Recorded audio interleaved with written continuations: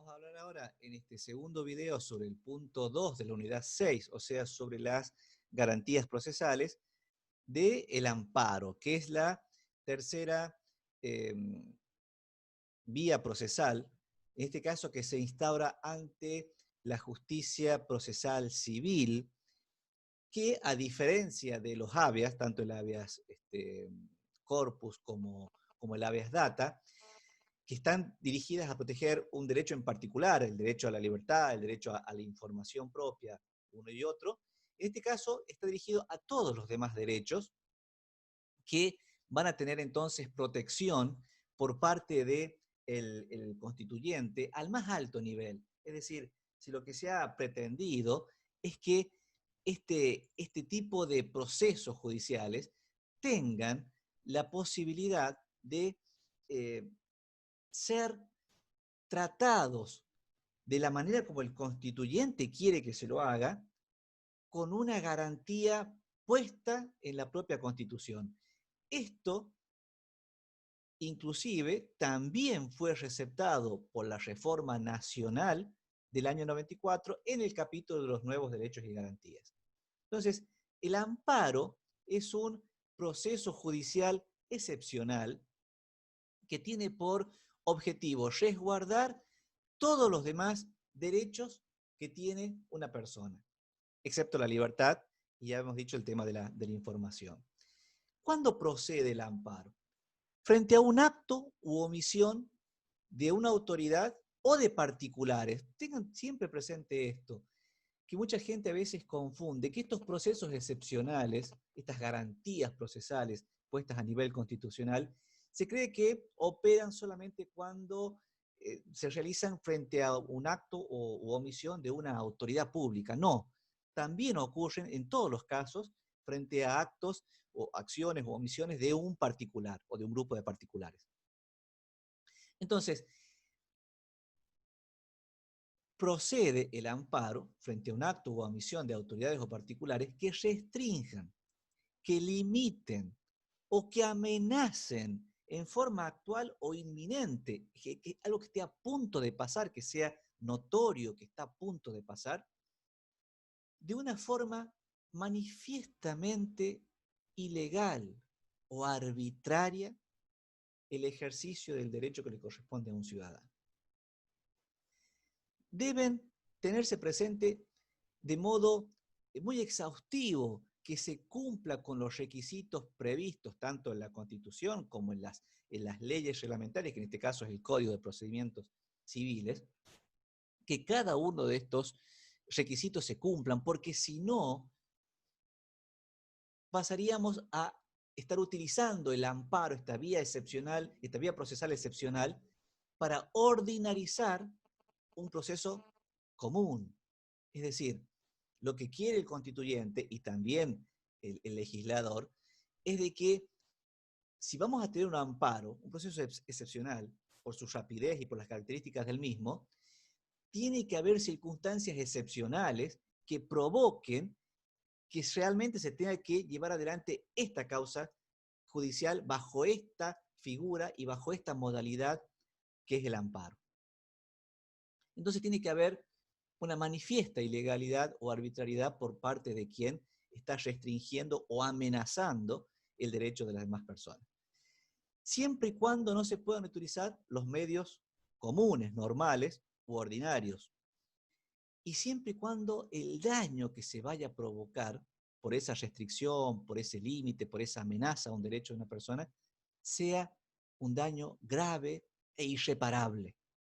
Irreparable. La interposición de la demanda del amparo tiene que hacerse dentro de los 15 días de producido el hecho que afectó el derecho de una persona. Este es un trámite judicial que goza de una exención tributaria, no hay necesidad de pagar absolutamente nada. Y la ley dice, el Código de Procedimientos específicamente, que los jueces deben expedirse, o sea, les da un plazo de 3 días para la sentencia. A diferencia del habeas corpus, esto hay que señalarlo con claridad, los jueces no son tan propensos a cumplir estos plazos que establece la legislación vigente para el caso del amparo. Hemos visto casos de amparo que sus trámites han demorado muchísimo. No digamos que se hayan convertido en un trámite ordinario, pero que han tardado mucho más de los 3 días que establece la legislación para que dicten la sentencia. A diferencia del habeas corpus, por ejemplo, que en nuestra experiencia hemos visto que siempre se produce la resolución definitiva dentro de las 24 horas que prevé la normativa. ¿Cuál es la finalidad del amparo? El restablecimiento del derecho afectado. Esto no significa que haya una determinación final de la justicia respecto del tema que se trata, porque la afectación de ese derecho puede, si provoca un daño grave e irreparable, puede verse, puede haber una disposición judicial que diga, bueno, se termina acá la afectación, sin perjuicio de que la causa de fondo siga y se tramite por la vía ordinaria. Son dos cosas completamente distintas, el amparo de un juicio ordinario. Dentro del artículo 28 de la Constitución Provincial, en su segunda parte, se legisla una especie particular de amparo, que es el amparo por mora.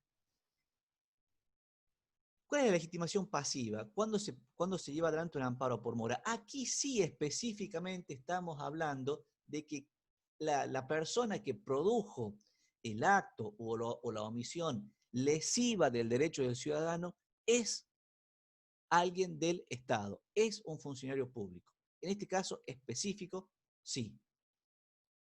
La legitimación pasiva entonces le corresponde a un funcionario de la administración pública por una falta injustificada del cumplimiento de su deber. ¿De qué deber? De producir una acción o una omisión o alguna decisión, de haber tomado una decisión cuando le correspondía tomarla y no lo haya hecho en tiempo y forma de manera injustificada. ¿Quién tiene la legitimación activa? O sea, ¿quién puede interponer el amparo? Toda aquella persona, todo ciudadano, en cuyo interés debe ejecutarse ese acto o esa abstención y que sufra un perjuicio concreto a raíz de que el funcionario no decidió lo que le correspondía decidir. No es necesario, este es un tema muy importante, que se haya interpuesto un trámite administrativo para ello, que haya un expediente. No es necesario esto. Basta con que un funcionario tenga el deber de haber tomado una decisión determinada y no lo hizo, y que eso le provoque un daño concreto al ciudadano para que el ciudadano pueda interponer el amparo por mora.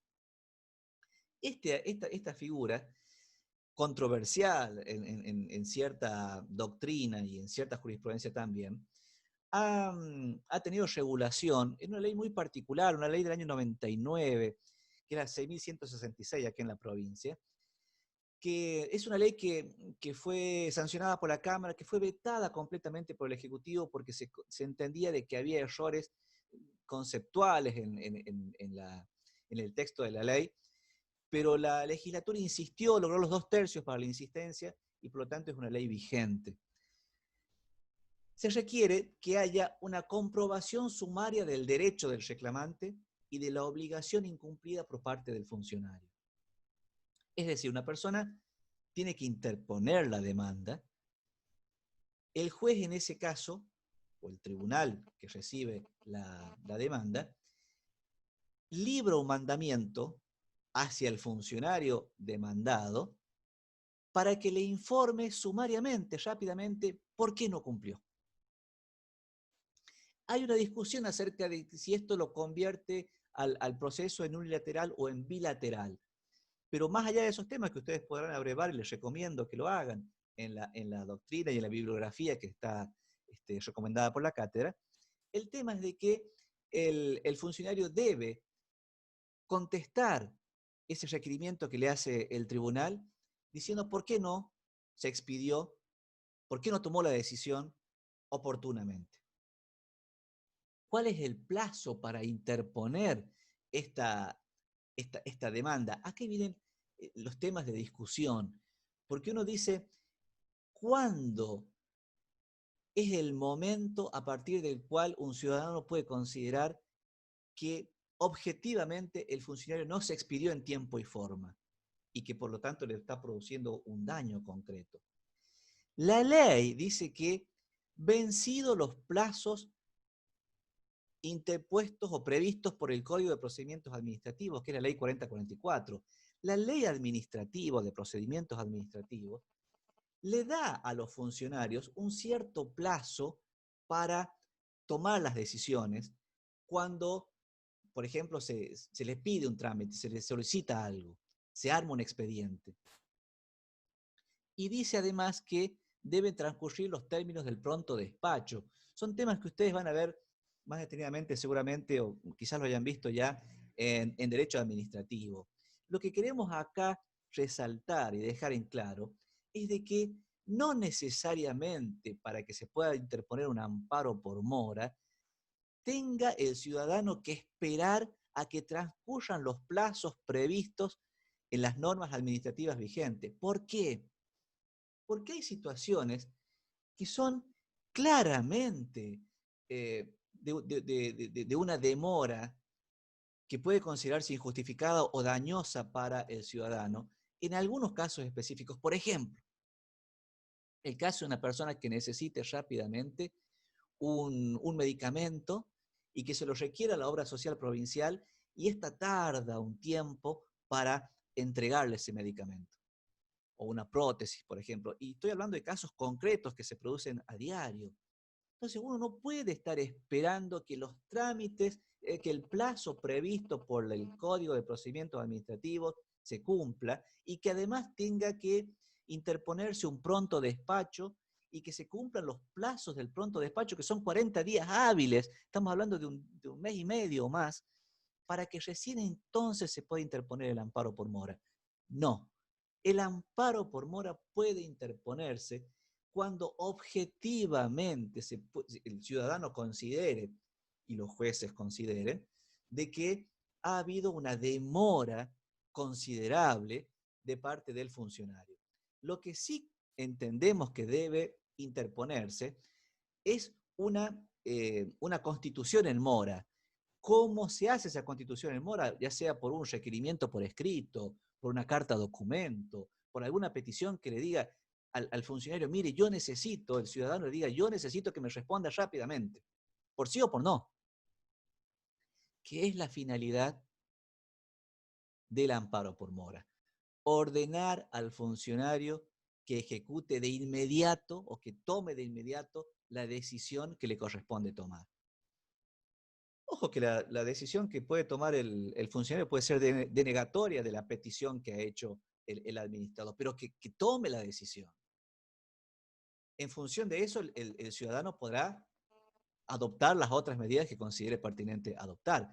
Pero el amparo por mora es una figura jurisdiccional, es un juicio específicamente previsto por la Constitución en el artículo 28 de nuestra Constitución, segunda parte, que tiene entonces el objetivo de lograr que haya una decisión inmediata por parte del funcionario público. ¿Por qué? Porque ya lleva un tiempo considerablemente o objetivamente demasiado sin haberse expedido y le está provocando con ello un daño al administrado. Estos entonces son los procesos judiciales que vienen a conformar una garantía para los ciudadanos en el sentido de que el constituyente ha querido darle la celeridad a estos trámites que hagan que la justicia sea oportuna, porque si no lo es, el daño que se podría provocar sería grave e irreparable, como dice el texto de la propia Constitución. Este es el sentido de estas garantías procesales a nivel constitucional que ha previsto el constituyente, reitero, tanto a nivel nacional como provincial. Les recomiendo una vez más que abreven en la bibliografía recomendada por la cátedra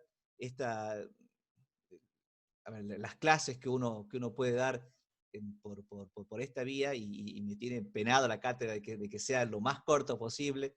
Uno quiere o le gustaría profundizar en estos temas que son tan lindos, que son tan discutibles muchas veces, que forman parte, les reitero, no solamente de nuestra materia de derecho público, provincial y municipal, sino que también están muy relacionadas con el derecho administrativo y con el derecho procesal. Pero son temas apasionantes y las garantías como tal son aspectos fundamentales en la conformación institucional de nuestra provincia. Gracias a todos y seguimos en contacto.